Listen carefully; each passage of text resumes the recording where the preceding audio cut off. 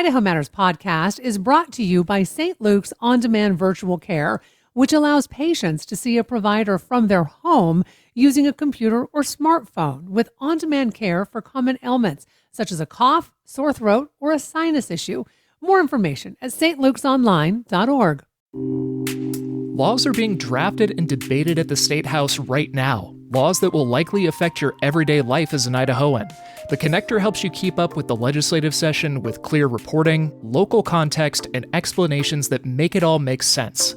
Stay connected to the State House with the Connector, Idaho Daily News. Listen wherever you get your podcasts.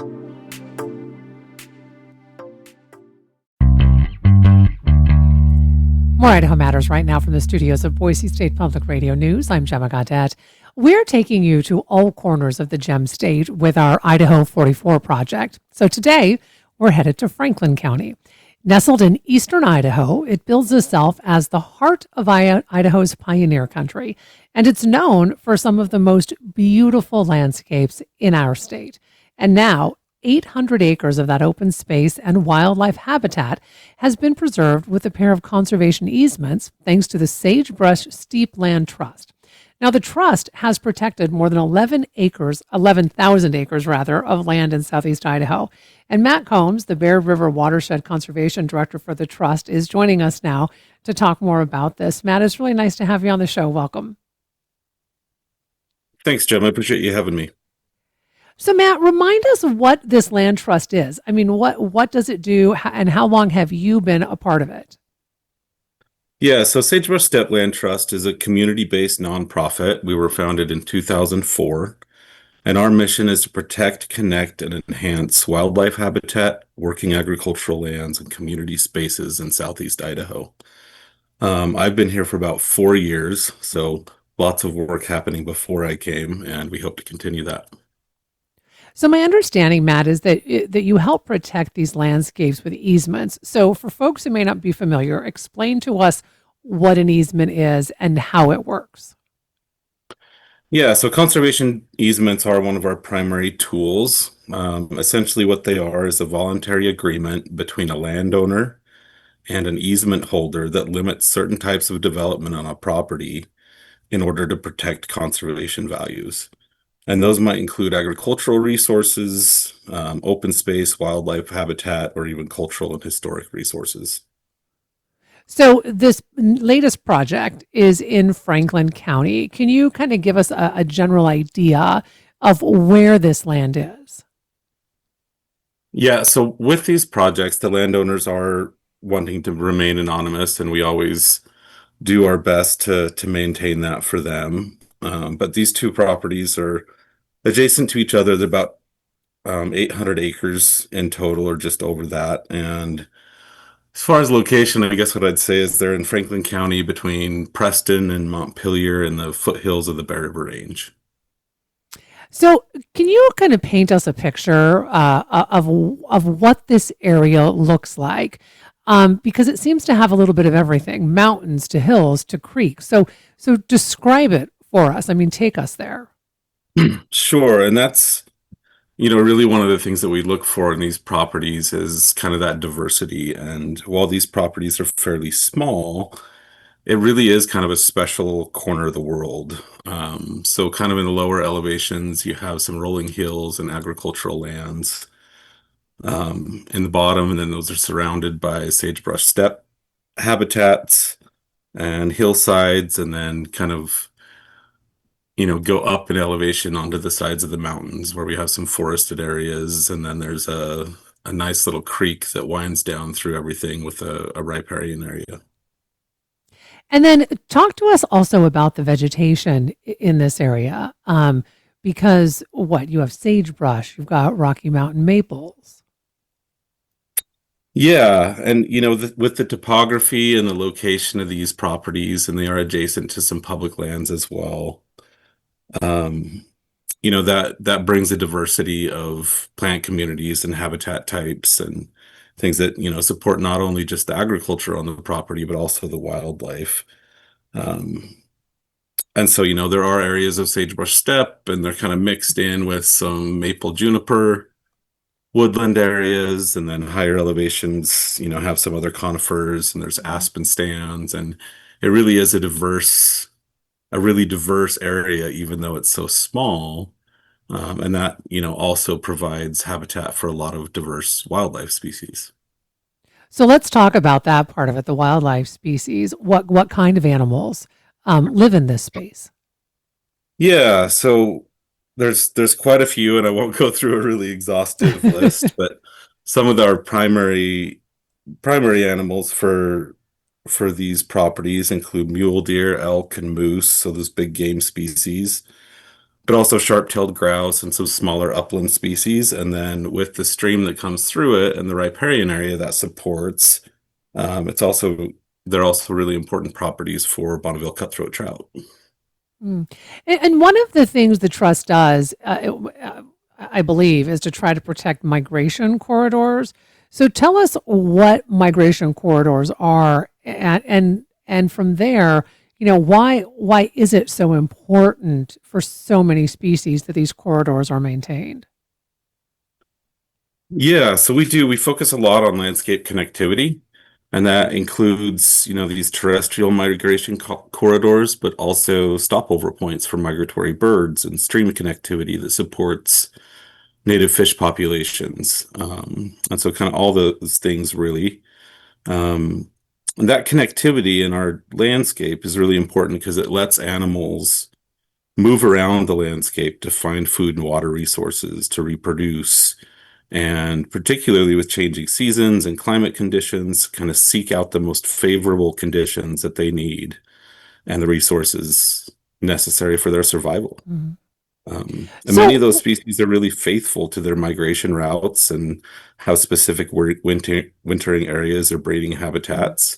And when they get interrupted, those habitats get fragmented and ecological systems can start to break down. so with that, what do these landowners get out of these kinds of easements? I mean, can they still use the land?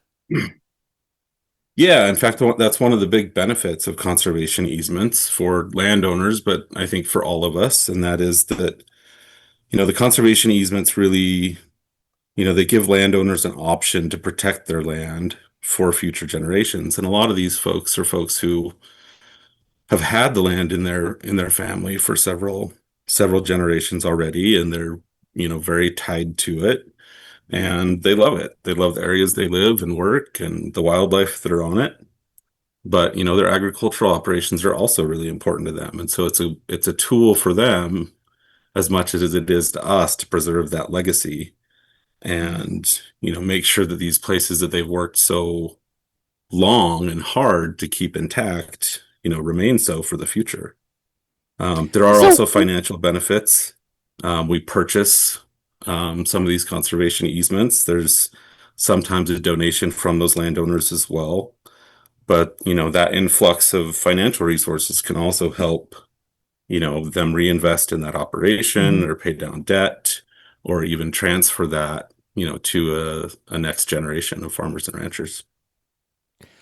So can you tailor each easement? And what I mean by this is to be able to maybe provide for what a landowner is hoping to achieve, because I would assume that not every landowner maybe has the same vision. Absolutely.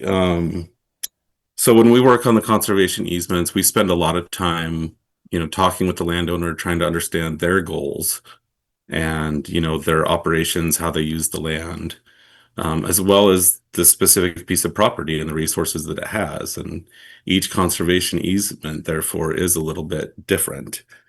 Um, and to some extent, more flexible than I think a lot of people realize.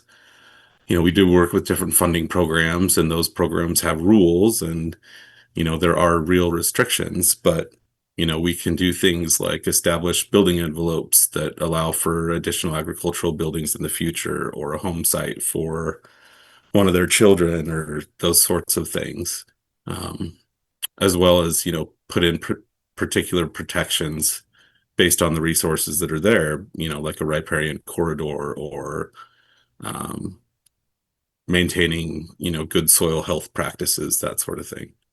Hmm. And You're a nonprofit, Matt. So where does the money come from to put these easements into place?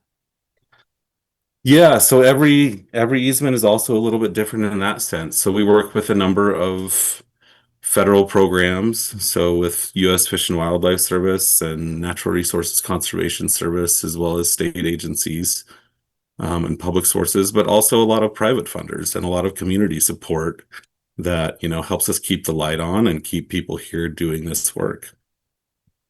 And Matt, why do the work? I mean, how important is this work? Well, I think, you know, we all live in Southeast Idaho for a reason, and we have a pretty incredible landscape that provides a lot of benefit and make it such a great place to live and work and recreate. And I think conservation easements and the work that we do is an important tool to help preserve that. Um, and really, at the same time, keep these agricultural lands and these private lands in private ownership and maintain their productivity.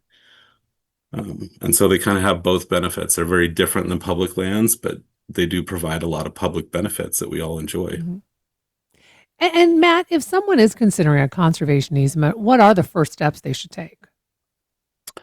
Well, I mean, I think the first thing is to, talk with their families about it and other people that are involved in the properties and reach out to a land trust like Sagebrush Steppe, or if there's a different land trust operating in your community, you can go to the Idaho Coalition of Land Trust, is a group of land trusts throughout the state of Idaho, and just kind of start that conversation, learn more about it, and see if it's right for you and your property and your situation. And Matt, before I let you go, how can people help out the Sagebrush Steppe Land Trust if they want to get involved? Well, we do have a number of volunteer opportunities. We own some properties as well as have these conservation easements, and so we're often looking for volunteers there. But we do also rely on community support, particularly for some of the things that we aren't able to fundraise through different programs, right? Like keeping staff Mhm. in place to be able to do the work.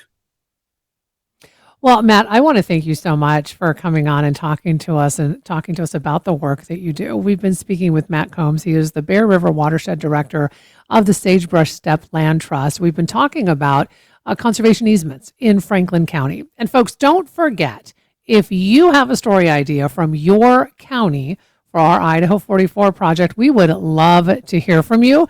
So be sure to send us an email, idahomatters@boisestate.edu. You've been listening to Idaho Matters from Boise State Public Radio. I'm Gemma Gaudette. Hi, it's Terry Gross, host of Fresh Air. Hey, take a break from the 24-hour news cycle with us and listen to long-form interviews with your favorite authors, actors, filmmakers, comedians, and musicians, the people making the art that nourishes us and speaks to our times. So listen to the Fresh Air podcast from NPR and WHYY.